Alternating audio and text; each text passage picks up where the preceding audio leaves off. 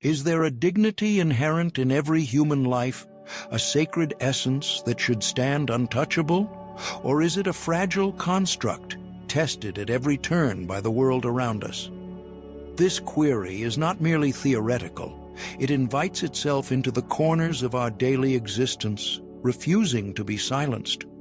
We find ourselves walking through life as if traversing a terrain filled with unseen traps, set by others who, intentionally or not, challenge the integrity of our dignity. Have you ever noticed how some people seem to delight in poking at your boundaries, like children testing the limits of the world, curious about how far they can go? Perhaps you remember a meeting where a colleague veiled a cutting remark in the thin guise of humor, or that moment on the street when a stranger's gaze lingered a moment too long, infusing the air with an uncomfortable tension. These are the tests we face, forced upon us without invitation or warning, leaving traces of silence, that telltale burning sensation on the skin of our souls, and nagging doubt that lingers like a shadow. In moments when your dignity is under siege, what choices are left to you? Some might say confrontation is the stark, clear path, a way to reclaim what is threatened. Yet, for every instance where standing one's ground preserves self-respect, there's another where it leaves scars, deepening the wounds of conflict. Is there then another way, a quieter path that holds the promise of peace without the battle?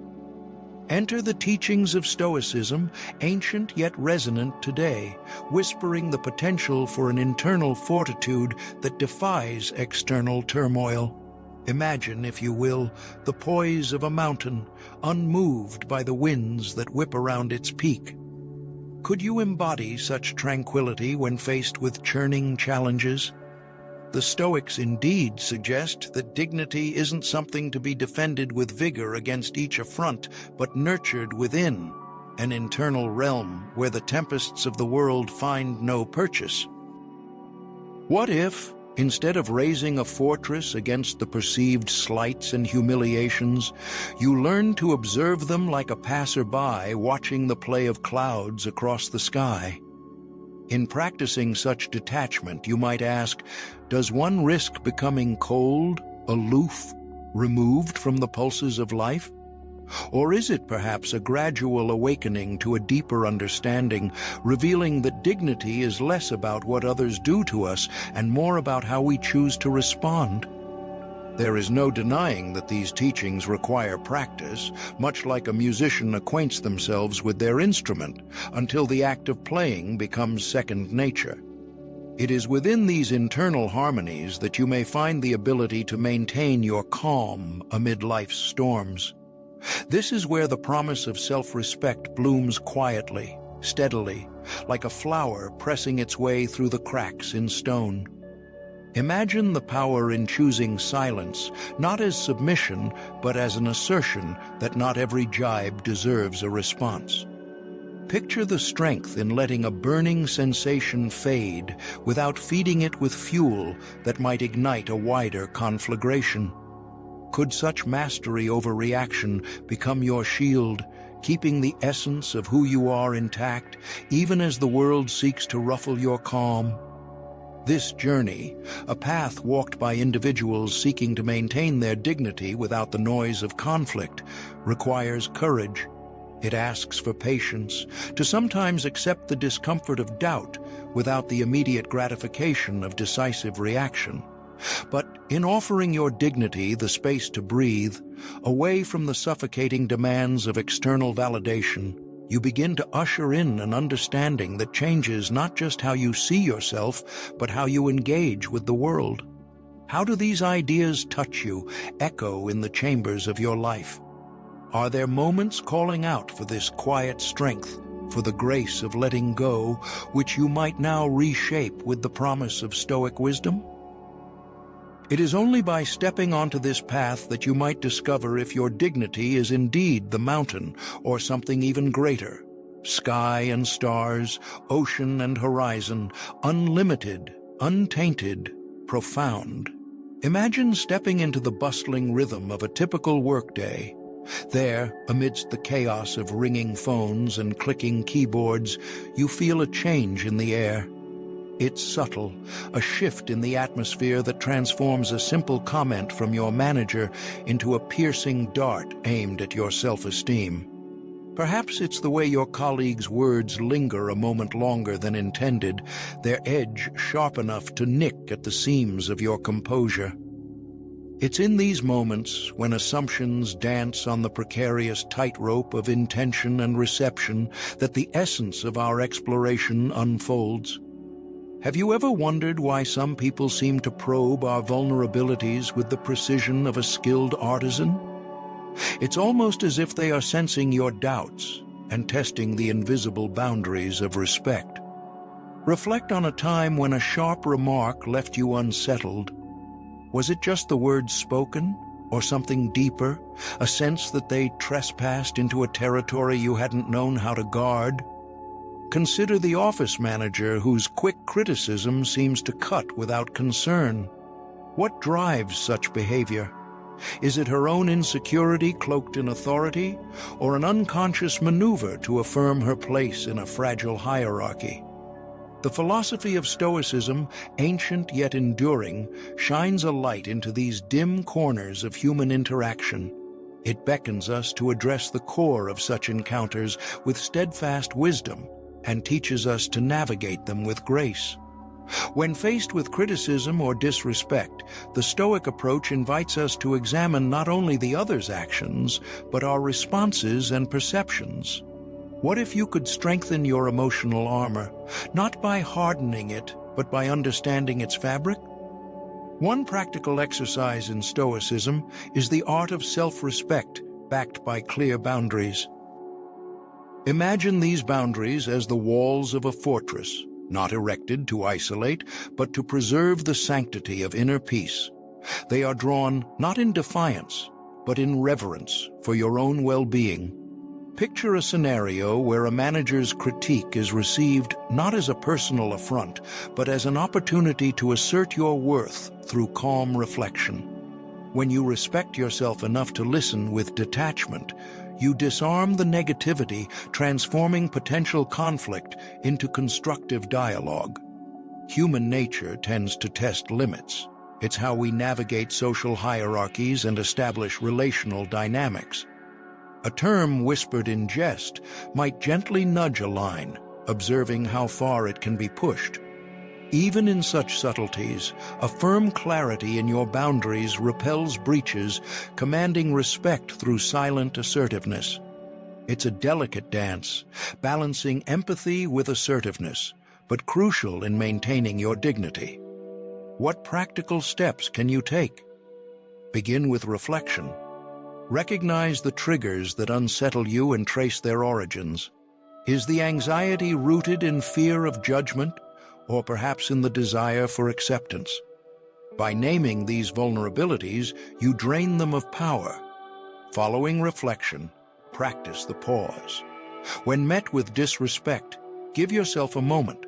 Let silence be your defense while you consider your response. In this pause, you cultivate resilience, allowing your emotions to settle before engaging with clarity and composure. As you develop this skill, others will notice a shift in your stature. You become the calm within the storm, a presence of quiet confidence. And in that transformation, you'll discover the subtle art of turning confrontation into connection, conflict into understanding. Ask yourself, how might your relationships benefit if you consistently acted with such principled steadiness? To the Stoic, every challenging interaction is an opportunity to practice virtue. Picture this in your life, how each sharp comment becomes a stepping stone, leading you towards a fortress of unshakable dignity. Here, your self-worth isn't determined by the words of others, but by the unwavering respect you hold for yourself. Isn't this a powerful way to live? With these ideas in mind, continue the journey of understanding not only how you interact with others, but also how you negotiate the terms of your inner peace. Imagine what could change, how the world shifts slightly, when you begin to claim responsibility for your reactions and boundaries. Isn't it tantalizing to consider the freedom that comes when your dignity is no longer held hostage by others' perceptions? In our journey through the labyrinth of human experience, we encounter myriad emotions, each a double-edged blade capable of both wounding and empowering.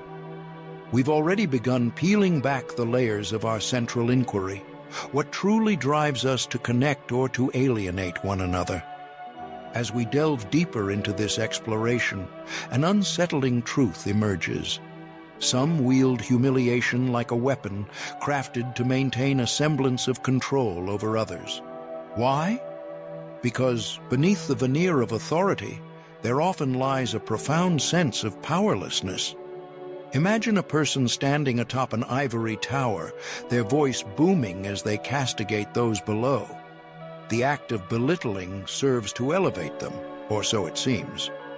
This tactic, whispering promises of dominance, masks their internal insecurities. It may appear as power, but in reality, it is a desperate attempt to staunch the wounds of inadequacy. Have you ever found yourself wondering why someone would indulge in such behavior? It often traces back to an insidious bottle of malicious envy. The Greeks had a term for finding pleasure in another's misfortune, schadenfreude. In moments of envy, this can manifest as a gleeful specter, urging us to relish others' failures and stumble over their accomplishments. But take heed, a fleeting moment of pleasure cannot fill the deep void left by envy. It consumes rather than nourishes, perpetuating a cycle of dissatisfaction. Why then do we allow such detrimental emotions to hold sway over our lives? Look around and consider the public sphere, a stage upon which these dramas often unfold. In moments of public humiliation, the crowd becomes a potent force, magnifying the humiliation's impact. The anonymity of the collective provides a cloak under which individuals act without restraint, stoking the flames of disdain and derision. Can it be that this crowd dynamic reflects our deepest, most primal urges? Or does it simply expose our reluctance to stand firm and defy the tide? This phenomenon is not a new one. Throughout history, many have used public humiliation not just as punishment, but as a tool of social control. Kings and emperors turned public squares into stages for displays of alleged justice as their subjects watched, all reinforcing the perceived power of the ruler. Today, while the mediums have changed, the motives remain. With each evolution in technology, the stage grows ever larger, the players ever more willing, and the dynamics more complex. We must ask ourselves, do we resist, or do we join the throng? Yet, amidst this chaos, a different kind of power emerges, one that does not break or belittle, but builds and transforms. This is the power of self-mastery, a profound understanding that true control lies not over others, but within oneself. It's about acknowledging our insecurities and transforming them into strengths. Consider, then, the power in silence, not the silence of indifference, but the reflective pause that chooses understanding over judgment, the strength to listen rather than to lash out, to empathize rather than to envy. Imagine if the person atop the ivory tower turned inward, embracing the vulnerability they sought to hide. What might reveal itself in that quiet introspection? Self-mastery invites us to grapple with our fears and convert them into stepping stones.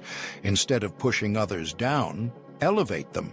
Together, rise higher than one could alone.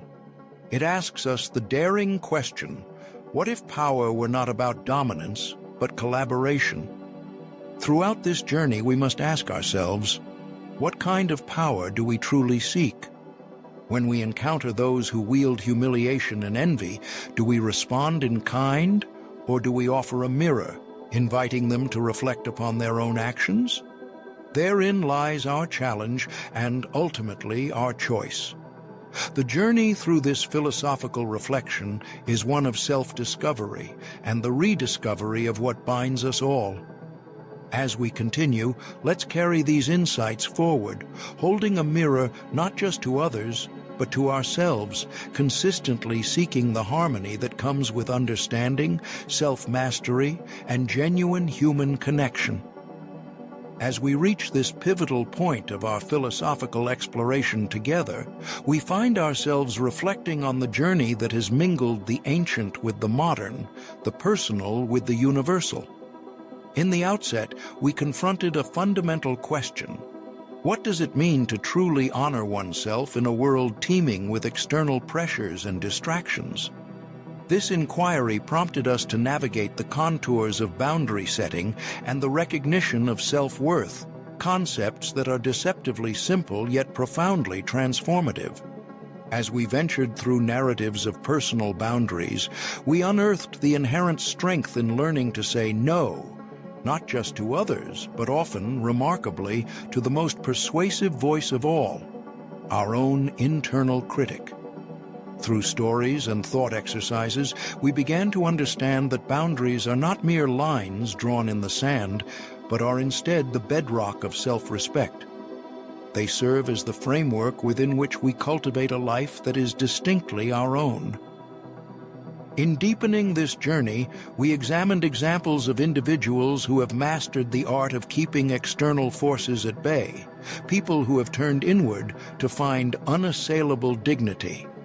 Eleanor Roosevelt comes to mind here, a woman who, despite living amidst the various tumultuous energies of political and social upheaval, was renowned for her steadfast sense of self.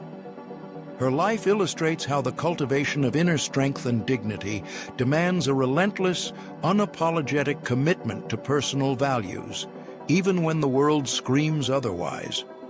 Similarly, Oprah Winfrey's narrative speaks volumes in our exploration. Her story is one of transforming adversity into triumph. By setting boundaries not just in her professional realm, but within her inner narrative, she exemplifies the echoing power of cultivating self-worth. Her refusal to be defined by others' judgments, instead scripting her own narrative, is a testament to the profound liberty born from internal validation. Amid these narratives, the ancient wisdom of Stoicism threads through like a quiet, steady river. Stoicism teaches us an invaluable lesson. True dignity is not tethered to external circumstances, but is instead a state of being we nurture within. Consider the Stoic philosopher Epictetus, who lived as a slave, yet spoke with the authority of a man who understood that his spirit was beyond chains. His teachings remind us that while the world may try to impose its limitations upon us, it is our inner perception that truly defines who we are. We find in Stoicism a profound solidarity in facing life's vicissitudes with equanimity. By internalizing dignity and self-respect, we become untouchable in a world obsessed with the superficial. But what does it truly mean to rise above external validations? Is it merely an exercise in detachment, or does it demand something deeper, a heartfelt recognition of an inherent, indestructible worth? Real power, as we see, lies in understanding that while life is unpredictable, our responses need not be. We have the sovereign ability to choose our reactions, to uphold our values amidst chaos. Imagine walking through a storm, wind howling, rain piercing, yet feeling a serene center within, a tranquility untouched by the turmoil around. This is the essence of Stoicism, a mastery over oneself that elevates personal dignity above life's tempests. With these reflections, we circle back to you, the listener in this philosophical conversation. How might you embrace Stoicism as a path to true dignity? How do you internalize the belief that your worth is not contingent on accolades, wealth, or social status, but is an intrinsic part of your very being? These thoughts are not merely rhetorical. They are an invitation to reconsider the narratives by which you live and to perhaps rewrite them with intentionality and purpose. As we draw this journey to a close, consider the legacy you wish to leave, not in material terms, but in the ripples of character you create around you. Recognize the quiet power in owning your narrative, in setting boundaries that honor your truth, and in cultivating a self-respect that is impervious to external fluctuations. Accept Stoicism not just as a philosophical idea, but as a way of living, a path towards an untouchable, profound inner strength. Thus, as the sun sets on this exploration, let these questions linger in your heart and mind, inviting continual reflection. In choosing to walk the path of Stoicism, you choose a life anchored in dignity, a life unshaken by the winds of external affirmation. And perhaps in this choice, you will find not just an answer, but a liberation that sets your spirit free.